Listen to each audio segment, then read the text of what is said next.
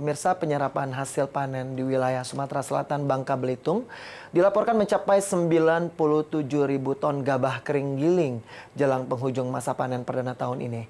Pencapaian ini membawa Sumatera Selatan masuk dalam 5 besar penyerapan gabah dan beras secara nasional.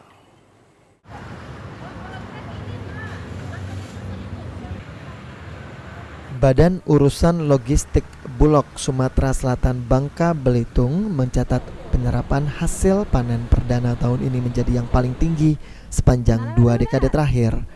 Biasanya penyerapan pada panen perdana hanya 30.000 ton setara beras.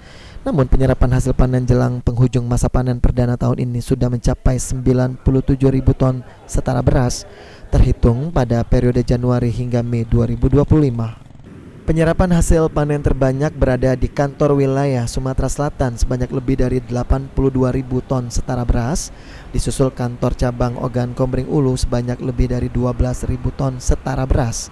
Pimpinan Bulog Kanwil Sumsel Babel, Heriswan, mengatakan Sumatera Selatan masuk dalam 11 daftar sentra produksi gabah utama di Indonesia. Penyerapan yang tinggi ini membawa Sumatera Selatan masuk dalam 5 besar penyerapan gabah dan beras secara nasional. Ditambahkan Heriswan, pencapaian ini tidak lepas dari upaya maksimal yang dilakukan. Jadi berdasarkan target itu beda-beda. Seperti Jawa Timur itu kan 500 ya, 500-an ton, 500-an ribu. Nah, jadi kalau secara peringkat berdasarkan persentase, kalau kita termasuk yang peringkat berapa? 5 besar. 5 besar dari sentra 11 sentra produksi.